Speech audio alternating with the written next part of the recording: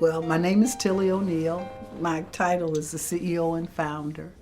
And I really did a lot of soul searching. God, what's my purpose? You know, what is it that I am put on this earth to do?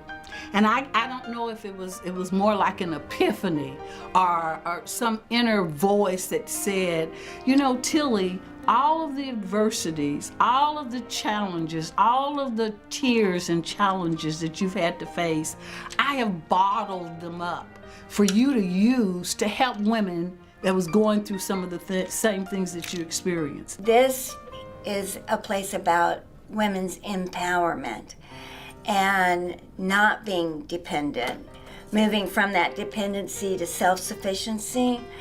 And to me, this is where a woman has a chance to start over again. The challenges that actually led to me becoming homeless were dealing with depression and anxiety and PTSD after my deployment to Iraq and Kuwait. My resume, I have degrees. I just couldn't seem to get a job, and I'm like, I'm tired of all the temp jobs. There's maybe something I'm doing wrong. I always figured, you know, I have my power. I possess the means to control and to dictate my steps, my walks in life. When I came here, I didn't think I belonged here, and I didn't want to come. I didn't want to have anything to do with the shelter. I didn't want to have anything to do with Every Woman Works. I didn't want to have anything to do with the process. But you know, God has a way of packaging things in a different, well, He packages things not the way that we expect for it to be packaged. But Every Woman Works is exactly what I needed when I needed it. We need to give them a process so that they can go out and get those things for themselves and for their families. We wanted to make sure that women in general had the opportunity to understand what it was like to be in the workforce again, because sometimes we as women will give up our careers. So we had to put them back together because we've been told certain things about ourselves as children. What I found is that a lot of times they already know who they are and what they possess.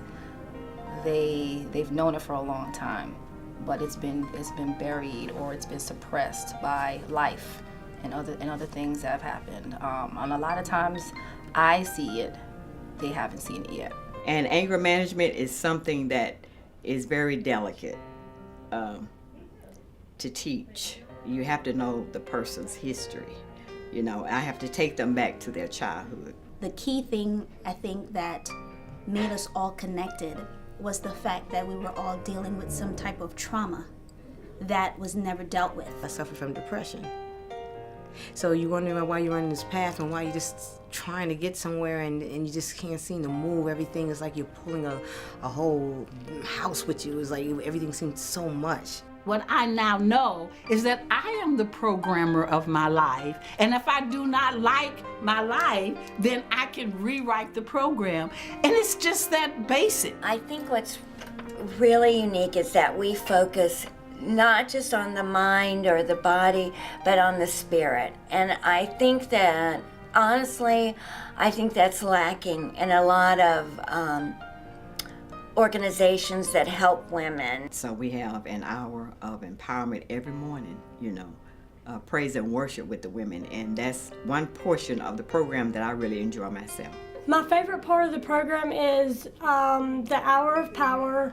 It really empowers me and it starts my day off great. And coming in here every morning, opening up in prayer, listening to the word, learning things about myself, about my future, about my past, about the walks that I must take, about my integrity, about the person that I desire to be and I need to be, you know, help shape my future. How to be a total woman and just feeling your worth and not what you were told or what I was told in the streets, like you're gonna be that type of chick, you know, the corner chick. And then to now knowing that I can actually sit at a desk, and I always said the main key part is because I can look from where I'm at, the viewpoint, and I can see a dumpster. And I can see a dumpster and how far I came from being that girl behind the dumpsters trying to get my drug of choice, whatever I had to do to get it. It's an eye-opener. Like, I didn't think there was anybody that I could relate to in a lot of the problems I've been through, or even with jobs or life in general. It's amazing. It really is. We always said when you walk through those doors, this is a sisterhood. This is not just a place to come get a job. We are your sisters for life. So the ladies that the Lord gave me an opportunity to work with, they are still, like Sonia, they are still connected. They still call me. We still get together. I still feel responsible for whatever they need. Yes, people will let you down because they're human, but there's someone that loves you unconditionally, and now you got to love yourself.